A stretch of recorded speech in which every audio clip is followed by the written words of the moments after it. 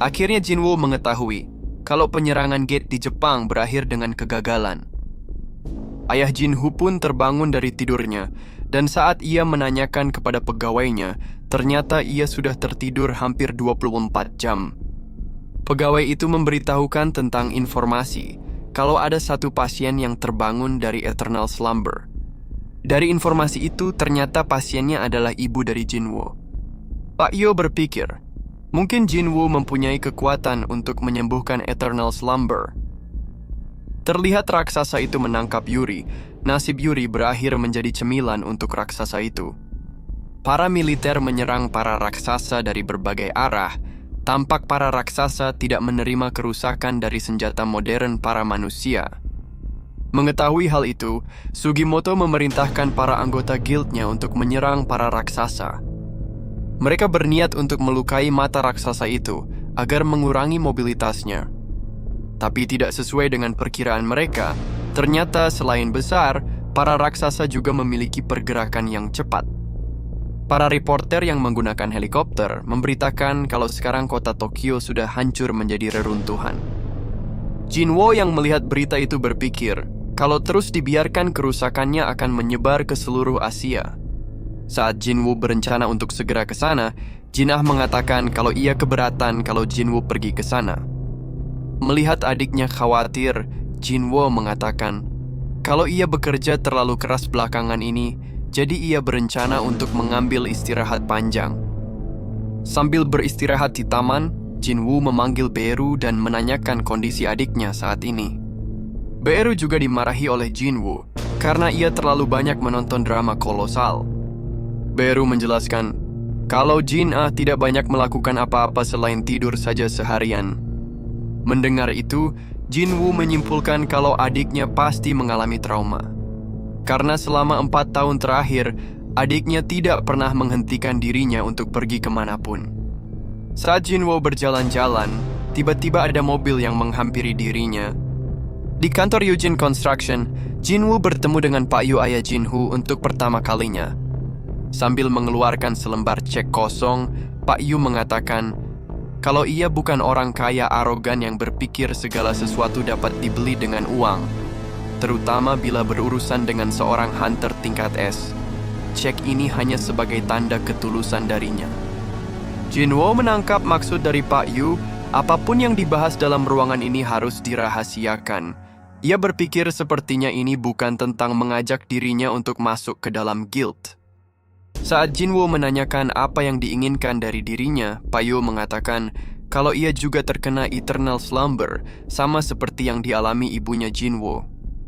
Saat Jinwoo menanyakan apakah Jinwoo juga mengetahui hal ini, Pak Yu menjelaskan kalau selain dokter, hanya istri dan sekretarisnya saja yang mengetahui hal ini.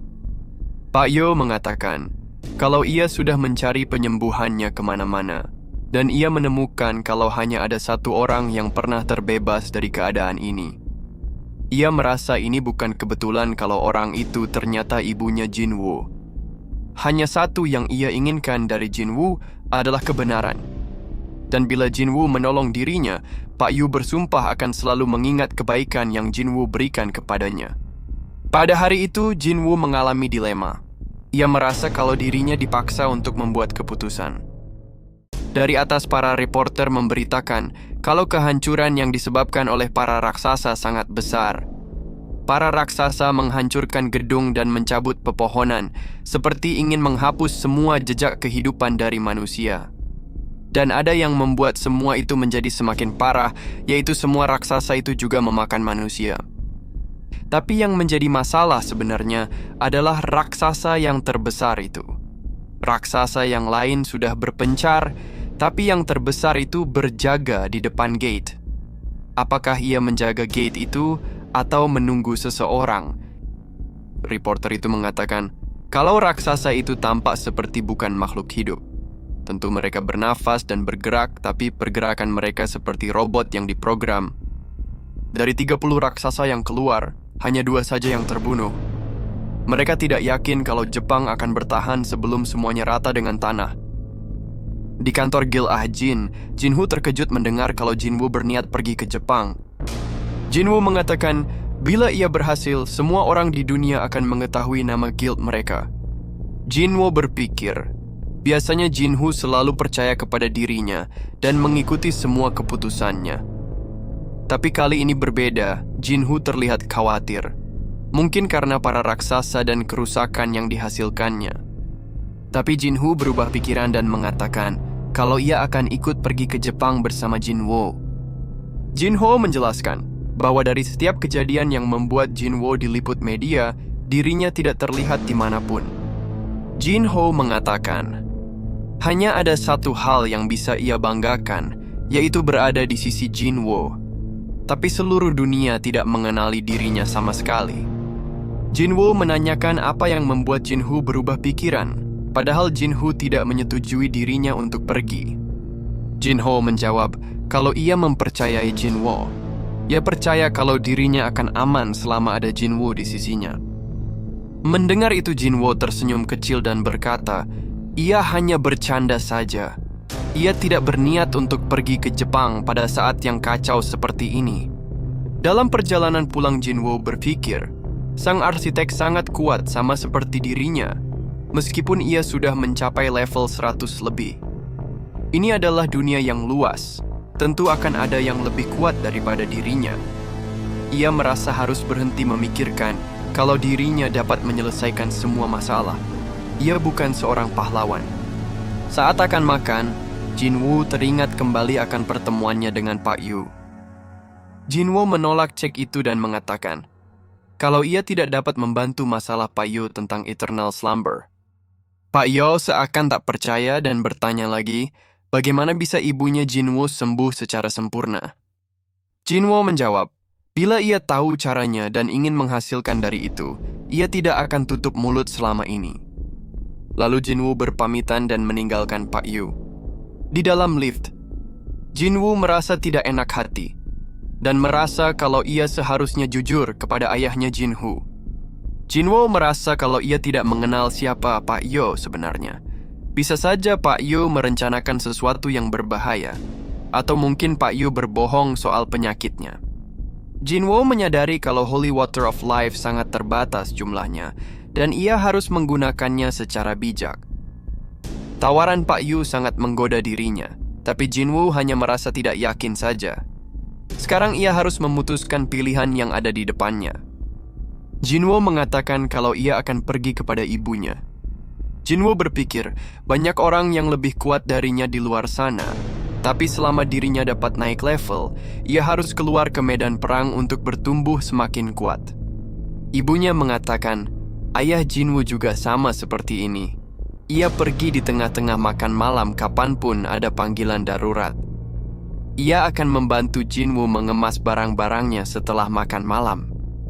Kemudian Jinwoo masuk ke kamar Jin-ah untuk berpamitan.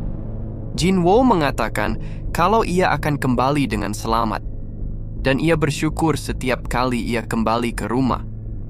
Jadi kali ini ia juga pasti kembali lagi. Ia akan menjaga Jin-ah dimanapun dirinya berada. Pak Goh mengadakan konferensi pers di mana Jinwoo menyampaikan niatnya untuk pergi ke Jepang, menyelesaikan gate rank S yang ada di sana. Di bandara, terlihat Jinhu membawa peralatan perangnya yang begitu banyak. Melihat kelakuan Jinhu, Jinwoo hanya bisa menghela nafas. Perdana Internasional Ajin Guild dimulai di Jepang.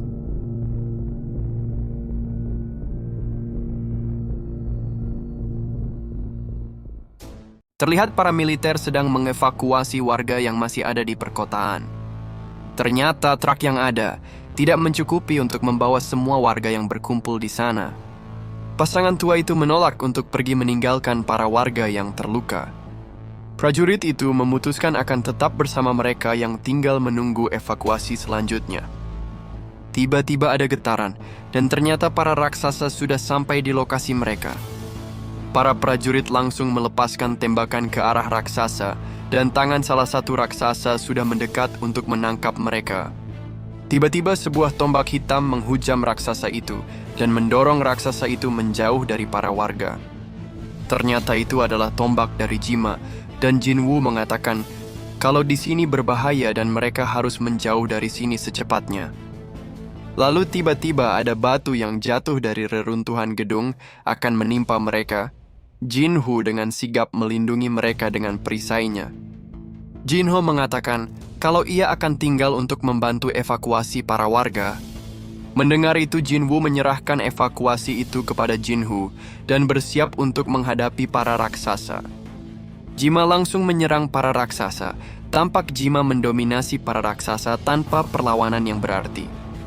Dan Jinwoo hanya tinggal melakukan serangan terakhir untuk membunuh setiap raksasa yang dijatuhkan oleh Jima. Maryland, Amerika Serikat. Para hunter sedang membicarakan Jinwoo yang pergi ke Jepang. Dari beberapa sumber, ternyata Nyonya Selner tidak mengupgrade Jinwoo sama sekali. Mereka beranggapan kalau Jinwoo pasti akan mati. Salah satu hunter mengatakan, mereka semua tahu kalau kekuatan mereka sudah di-upgrade oleh Nyonya Selner.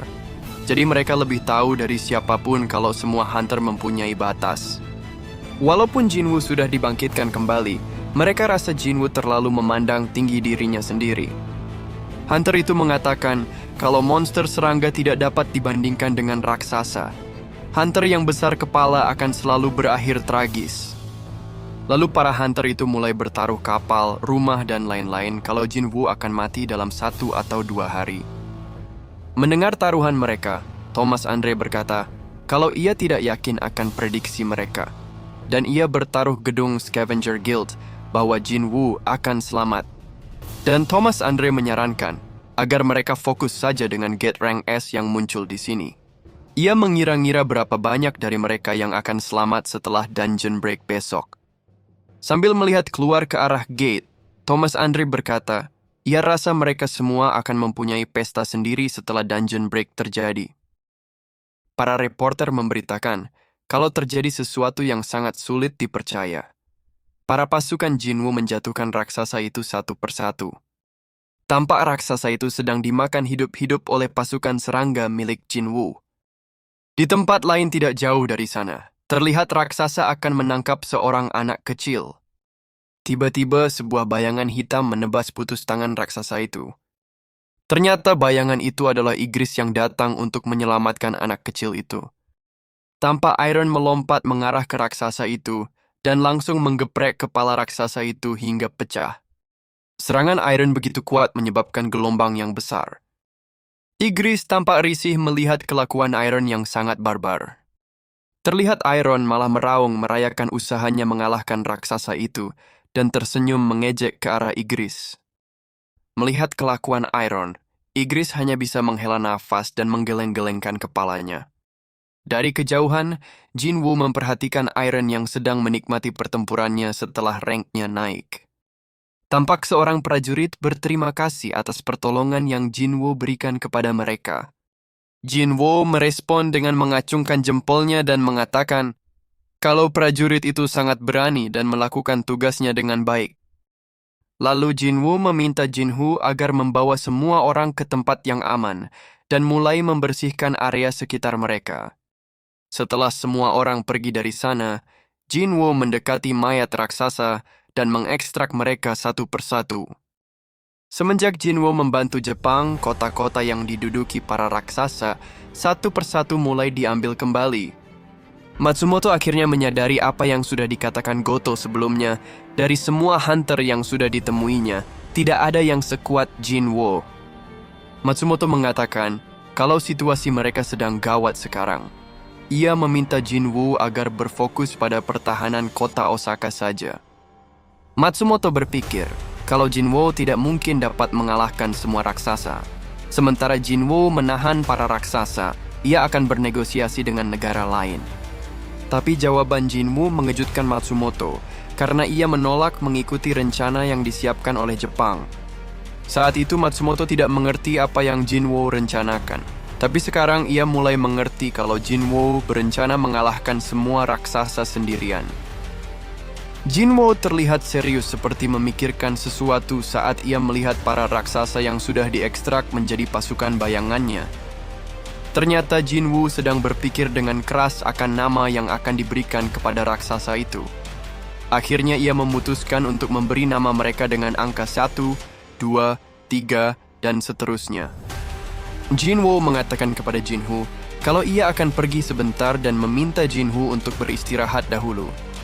Jinwoo berencana menggunakan Shadow Exchange untuk mengekstrak semua mayat raksasa di lokasi yang berbeda untuk menjadi pasukannya. Semua pasukan bayangan disebar di seluruh Jepang untuk membantu para hunter mengalahkan raksasa. Pasukan bayangan dapat dengan mudah beregenerasi kapanpun mereka dihancurkan, jadi para raksasa akan kelelahan dan dengan mudah dikalahkan. Yang menjadi masalahnya adalah Dungeon Break Rank S menyebabkan rentetan Dungeon Break yang lain di seluruh Jepang. Monster tingkat rendah mulai menguasai kota-kota, jadi evakuasi dan penyerangan harus dilakukan pada saat yang bersamaan. Dungeon Break pada hari ke-7. Jinwoo dan Jinhu sedang berjalan menuju gate rank S di sepanjang jalan yang terlihat hanya kehancuran di sekitar mereka.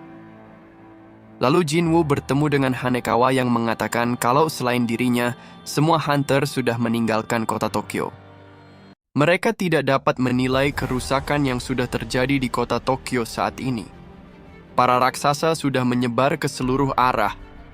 Ada 16 hunter rank S yang diturunkan termasuk Jinwoo di dalamnya. 6 dari Jepang, 2 dari Cina, 3 dari Kanada, 2 dari India, dan masing-masing 1 dari Rusia dan Inggris. Lalu mereka dibagi menjadi 6 grup berdasarkan guild mereka. Sudah ada 3 korban jiwa sampai saat ini. Yuri Orlov dari Rusia, Hanzawa Koki dari Jepang, dan Lucas Hoyle dari Kanada. Membunuh para raksasa terbukti lebih sulit daripada membunuh boss gate tingkat A, karena kebanyakan para raksasa bergerak dalam kelompok. Hampir semua raksasa terbunuh karena bantuan Jinwoo. Yang tersisa akan dibereskan oleh para hunter dengan bantuan pasukan bayangan. Dengan informasi yang didapat dari Hanekawa, Jinwoo menyimpulkan kalau hanya tinggal 1 raksasa yang tersisa. Saat melihat reruntuhan kota Tokyo, Jinwoo merasakan pernah melihat tempat yang mirip dengan ini. Jinwoo akhirnya mengingat kalau keadaannya sama seperti di dalam Demon Castle. Jinwoo berpikir, apakah reruntuhan kota di dalam Demon Castle adalah petunjuk baginya?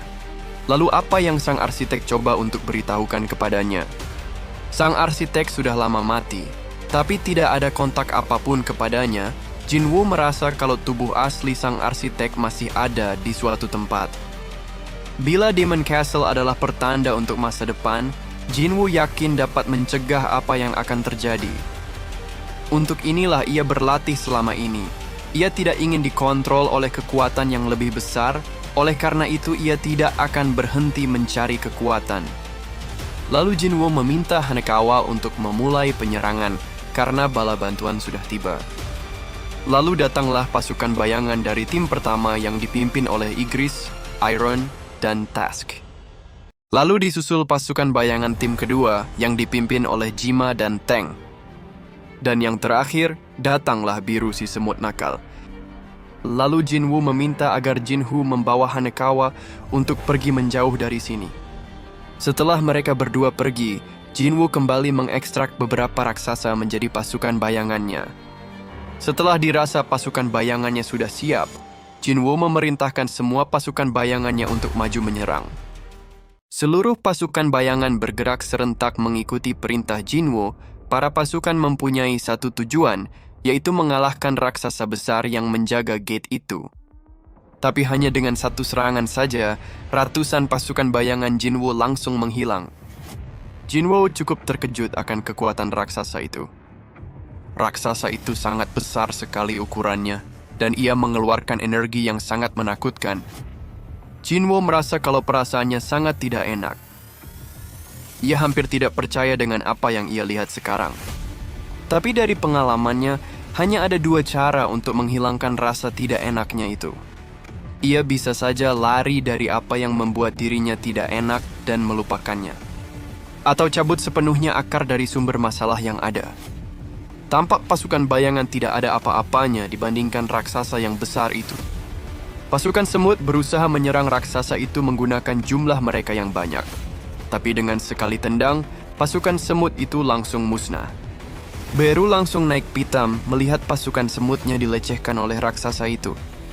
Tapi Jinwoo menaikkan tangannya untuk menenangkan Biru dan mengatakan, kalau belum saatnya untuk mereka bergerak sekarang. Jinwoo memperhitungkan semua alternatif yang akan terjadi, dan ia juga masih memiliki mana yang sangat banyak. Ia hanya perlu menyerang raksasa itu terus-menerus sampai kelemahannya ditemukan.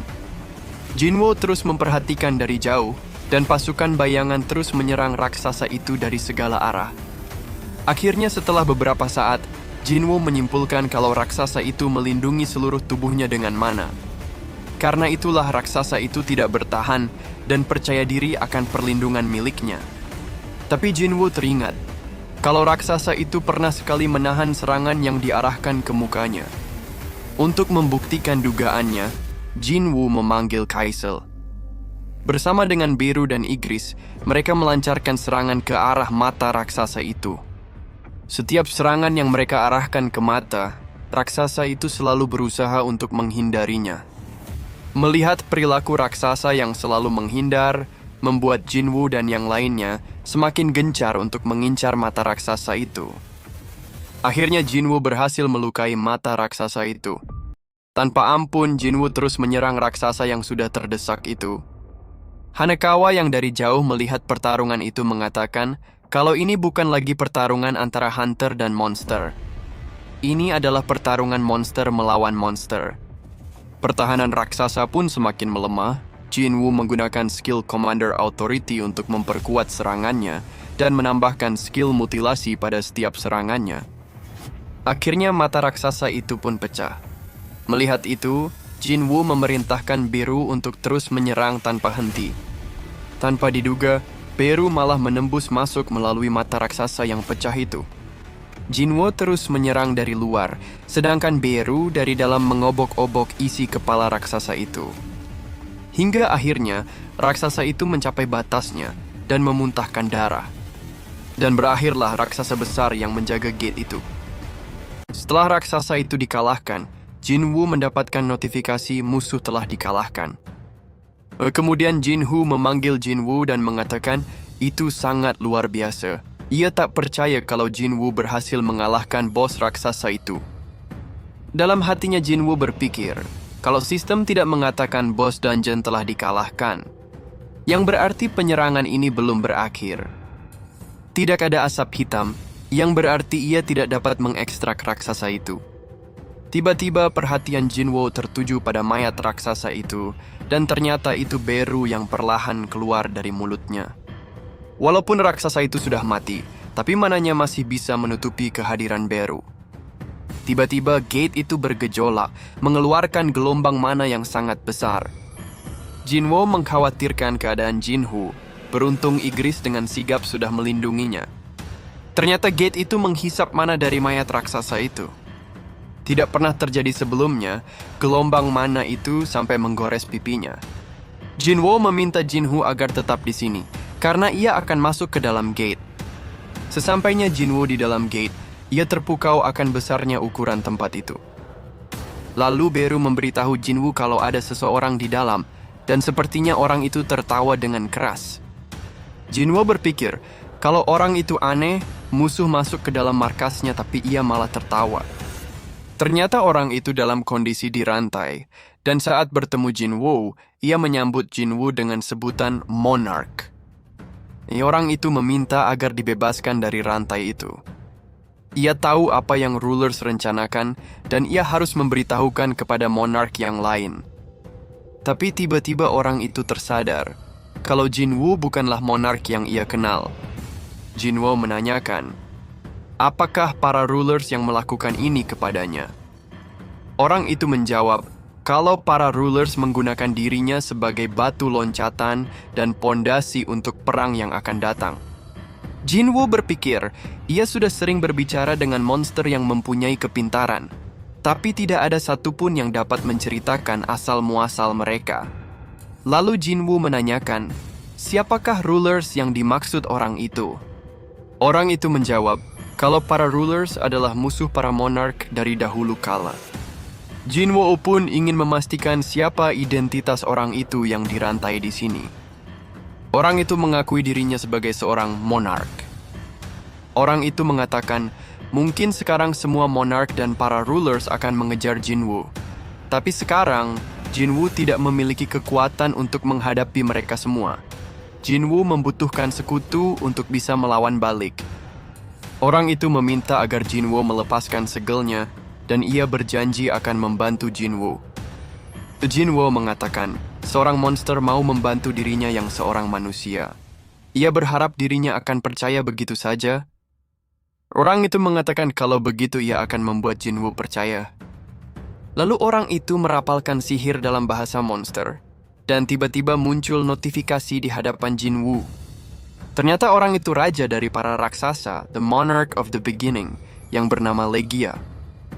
Dengan adanya Pledge of Trust, mereka berdua harus jujur satu sama lain dan tidak dapat berbohong. Saat Jinwoo menerima perjanjian itu, ia mengatakan akan melepaskan segel Legia. Tapi tiba-tiba suara Jinwoo berhenti dan menghilang. Legia menjelaskan kalau seperti itulah Pledge of Trust bekerja. Mustahil bagi siapapun berbohong dalam perjanjian itu. Jinwoo bertanya, bagaimana Legia dapat berbicara dengan bebas kepada dirinya, tidak seperti monster yang lainnya. Legia cukup bingung dengan monster yang dimaksud Jinwoo, tapi setelah dijelaskan kalau monster yang keluar dari Gates, Legia menyadari kalau yang dimaksud Jinwoo adalah penghuni Chaos World. Legia mengatakan kalau para penghuni Chaos World tidak dapat disetarakan dengan monarch yang memimpin mereka. Para penghuni Chaos World yang keluar dari Gates adalah sisa-sisa dari prajurit yang kalah. Mereka semua sudah dijadikan tahanan oleh pasukan rulers, karena mereka dikurung dalam waktu yang lama, sehingga normal bila kesadaran mereka terkikis. Tapi dirinya adalah seorang monarch. Tidak seperti mereka, ia dapat mempertahankan kewarasannya. Ia dengan sabar menunggu kesempatan untuk bisa lepas dari jeratan para rulers. Kemudian Jinwoo bertanya, apakah pasukan rulers berbaju zirah perak dan memiliki sayap di punggungnya? Legia membenarkan apa yang dideskripsikan oleh Jinwoo adalah pasukan para rulers. Kemudian Jinwoo bertanya lagi, kenapa para rulers sialan itu terus mengirimkan monster-monster itu kepada manusia? Legia tersenyum seakan mengetahui jawaban dari pertanyaan yang Jinwoo ajukan. Legia mengatakan kalau para rulers sedang mempersiapkan perang. Para rulers ingin mengubah dunia ini menjadi medan perang dan sekali lagi bertarung melawan para monarch. Jinwoo mengatakan, ia sepertinya tidak mengerti akan maksud dari para rulers ingin menjadikan bumi sebagai medan perang dengan mengirimkan monster-monster. Apa hubungan dari semua ini? Legia mengatakan, mereka melakukan semua ini untuk alasan sederhana saja. Mereka ini menanamkan mana di dunia ini. Ketika monster yang keluar dari Gates akan dianggap sebagai kutukan, sedangkan mana yang keluar dari Gates akan dianggap sebagai berkat. Banyak orang yang mempercayai hal ini, bukan hanya para hunter saja. Sesuatu yang mengandung mana, seperti kristal mana dan essence stone adalah sumber energi yang terbaik di dunia ini. Tidak ada cara yang lebih baik lagi untuk menyebarkan kekuatan yang tidak ada, selain darah dari sesuatu yang mempunyai kekuatan tersebut. Itulah mengapa para rulers menggunakan para monster yang menjadi tahanan mereka. Ketebalan mana semakin hari semakin tebal. Mereka menyuburkan tanah menggunakan darah para monster. Mana akan memperkuat dunia ini. Jadi mereka berencana membuat dunia yang tidak dapat dihancurkan bila peperangan terjadi di dunia ini. Jinwoo menanyakan, perang antara apa yang Legia maksud? Legia menjawab, pertarungan ulang antara para monarch melawan para rulers. Tidak akan butuh waktu lama. Dunia yang Jinwoo kenal akan berubah menjadi neraka sesungguhnya. Legia menjelaskan kalau sudah tidak ada waktu lagi. Bila kabar tentang pertemuan mereka berdua terdengar, para monarch dan para rulers tidak akan tinggal diam. Faktanya, mungkin saat ini beberapa dari mereka sudah mulai bergerak. Jinwoo penasaran, kenapa Legia terus mengatakan kalau dirinya akan diincar oleh para monarch dan rulers. Legia menjelaskan kalau kekuatan yang Jinwoo miliki sebenarnya milik orang lain. Faktanya bahwa kekuatan itu diberikan kepada Jinwoo, yang berarti pemilik aslinya sudah dikhianati oleh para monarch yang lain. Jinwoo telah menjadi musuh bagi keduanya, yaitu para monark dan rulers. Legia berjanji akan bertarung di sisi Jinwo dan meminta agar dirinya dibebaskan. Jinwo mengatakan, bila Legia ingin bertarung bersama dirinya, bukankah lebih baik bila ia menjadi pasukan bayangannya saja? Legia mengatakan, para monark dan rulers mempunyai tubuh roh yang akan hancur bila mereka mati. Jadi mereka tidak dapat diekstrak menjadi pasukan bayangan. Karena itulah ia tidak dapat menjadi pasukan bayangannya. Sepertinya alasan itu sudah cukup jelas untuk Jinwo menolong dirinya. Jinwo berpikir, sepertinya ia sudah mengerti situasi yang ada. Tapi ia merasakan ada sesuatu yang membuat dirinya gelisah. Jinwo menanyakan kembali, apakah Legia benar-benar akan membantu dirinya? Legia menjawab, ya tentu saja. Bila Jinwo membantu dirinya, ia akan membalas budinya. Ini adalah kesepakatan yang adil di antara dua monark. Lalu Jinwo bertanya lagi, apakah Legia akan bertarung membela para manusia? Legia hanya terdiam dan tidak mengatakan apa-apa. Jinwo bertanya, kenapa Legia tidak mengatakan apapun? Apakah karena Pledge of Trust? Jinwo mengatakan bahwa Essence Stone di lehernya membuat Legia dapat mendengar apa yang rulers perintahkan. Apakah perintah itu membunuh semua manusia? Mengetahui niatnya terbongkar, Legia langsung menyerang Jinwo. Sambil menghindar, Jinwo mengatakan kalau kesepakatan mereka dibatalkan. Ia tidak dapat membiarkan Legia hidup, karena Legia terlalu beresiko baginya. Legia adalah bencana yang berjalan, ujar Jinwo. Legia mengatakan kalau Jinwo salah besar. Bukan dirinya yang bencana, tapi Jinwo lah bencana itu sendiri. Legia berusaha untuk menggigit Jinwo, tapi dapat dihindari dan Jinwo membalas dengan serangan yang bertubi-tubi. Tampak Legia yang tersegel, bukanlah lawan yang sepadan bagi Jinwo. Di saat-saat terakhirnya, Legia mengatakan, pertarungan antara umat manusia dengan penghuni Chaos World akan memanas. Bumi akan menjadi medan pertempuran yang berdarah. Ia berdoa agar semua yang Jinwo lindungi akan terbakar menjadi abu. Jinwo memenggal Legia dan mengatakan, apa yang Legia katakan tidak akan terjadi. Lalu Jinwo mendapatkan sesuatu dari Legia dan Dungeon Rank S pun diselesaikan. Di tempat lain, Christopher Reed bertemu dengan Direktur Asosiasi dan Nyonya Selner. Chris memerintahkan pelayannya untuk melarang siapapun mendekati ruangan sebelum kedua tamunya pergi. Chris mengatakan, bila ini menyangkut gate rank S yang muncul di pesisir timur, ia tidak akan pergi. Nyonya Selner mengatakan, bukan karena itu mereka datang kemari. Ada sesuatu yang lebih penting daripada gate rank S. Mendengar itu, Chris sedikit kebingungan. Nyonya Selner menjelaskan, kalau dalam waktu dekat ada kemungkinan Chris akan terbunuh. Chris mengatakan, ia akan selamanya bersyukur atas apa yang Nyonya Selner lakukan untuk dirinya. Tapi, ia pikir hubungan mereka tidak sedekat itu untuk bisa bercanda. Ia pikir, tidak ada seorang pun yang mampu untuk membunuh dirinya.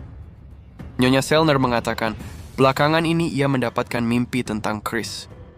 Chris terlihat sangat marah. Ia tidak menyangka mereka datang ke sini jauh-jauh hanya karena Nyonya Selner mendapatkan mimpi yang konyol. Ia tahu apa profesi Nyonya Selner sebelumnya. Beberapa orang berpikir kalau Nyonya Selner mempunyai kemampuan yang unik setelah dibangkitkan. Karena Nyonya Selner sebelumnya adalah seorang peramal. Chris menegaskan, ia adalah seorang hunter tingkat nasional, yang berarti tidak ada seorang pun yang mampu untuk membunuhnya. Setelah beberapa kali Nyonya Selner berusaha meyakinkan, Chris akhirnya melunak dan bertanya kepada siapa ia harus meminta bantuan. Nyonya Selner mengatakan, kalau mereka pikir ada seseorang yang dapat membantu Chris. Orang itu adalah Sung Jinwoo, hunter sekaliber dirinya pasti dapat menyediakan perlindungan. Setelah keluar dari gate, Jinwoo berpikir, ia membuat keputusan yang tepat. Biarpun Legia dirantai, tapi ia merasa kewalahan melawannya. Bila Legia dibebaskan dan dibiarkan keluar dari gate, mungkin bencana besar akan terjadi bagi manusia. Ia harus terus bertambah kuat untuk menghadapi bahaya yang akan datang selanjutnya. Berita tentang raksasa dikalahkan menyebar dengan sangat cepat di seluruh penjuru dunia.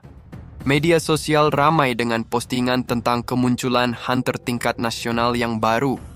Tidak seperti penyerangan Pulau Jeju, Korea bukan satu-satunya negara yang membicarakan hal tersebut. Salah satu raksasa yang menyeberangi lautan dikalahkan oleh Liu Zigang. Matsumoto, ketua Asosiasi Jepang, menyerahkan diri.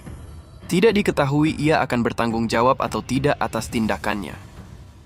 Sedangkan, di penjuru dunia yang lain, di Maryland, Amerika Serikat, sebuah pesta diadakan oleh pemerintah Amerika dan dihadiri oleh para hunter yang berhasil menyelesaikan gate rank S yang muncul di sana. Terlihat Thomas Andre menghampiri para hunter yang sebelumnya bertaruh akan kegagalan Jinwoo di Jepang. Thomas mengatakan ia datang untuk menagih taruhan mereka. Ada yang bertaruh rumah dan yacht, tapi saat hunter botak mengatakan ia tidak bertaruh, Thomas malah meminta dasinya. Sepertinya Thomas berhasil mengambil dasi si hunter botak. Tapi sekretarisnya mengatakan kalau dasi mahal itu tidak cocok dengan baju pantainya. Mendengar masukan sekretarisnya, Thomas langsung membuang dasi itu. Sekretaris itu mengatakan daftar guild yang diundang di acara konferensi guild internasional sudah dirilis. Dan ada nama Ajin Guild di dalamnya. Sepertinya Thomas cukup senang mendengar Jinwoo akan datang ke Amerika. Jinwoo mendapatkan banyak pasukan bayangan raksasa, tapi ia menyayangkan ada satu raksasa yang menyeberangi lautan. Semua orang pasti terkejut ketika mereka melihat kekuatan Jinwoo untuk pertama kalinya, pikir Jinho. Tiba-tiba Hanekawa menghampiri Jinho dan mengatakan kalau ada telepon untuk dirinya. Setelah beberapa saat Jinho menerima telepon itu, ia mengatakan akan kembali ke Korea secepatnya. Ia tidak mengetahui detailnya, ia hanya disuruh pulang karena ada urusan keluarga yang darurat.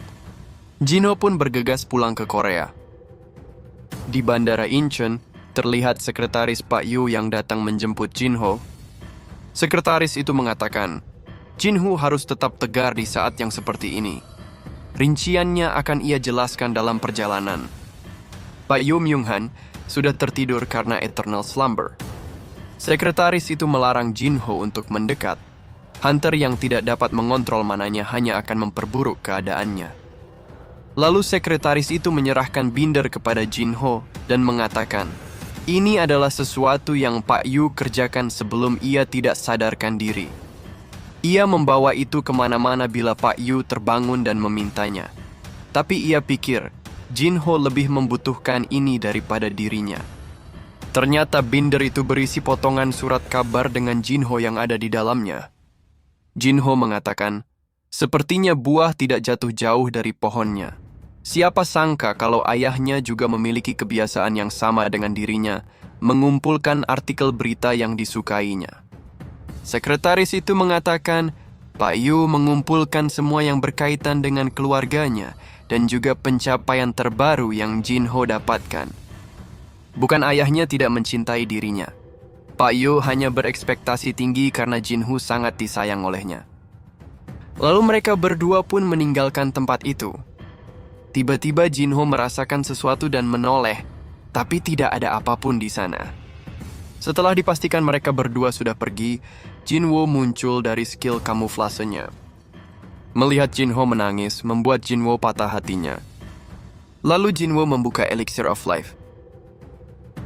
Lalu tibalah Jinhe di rumah sakit. Saat Jinhe berpapasan dengan Jinwoo, ia merasa seperti mengenal orang itu. Ternyata Pak Yo sudah bangun, dan kejadian itu membuat semua dokter di sana kebingungan dengan apa yang terjadi. Jinwoo mengatakan, hadiah ini sedikit lebih cepat. Selamat ulang tahun, Jinho.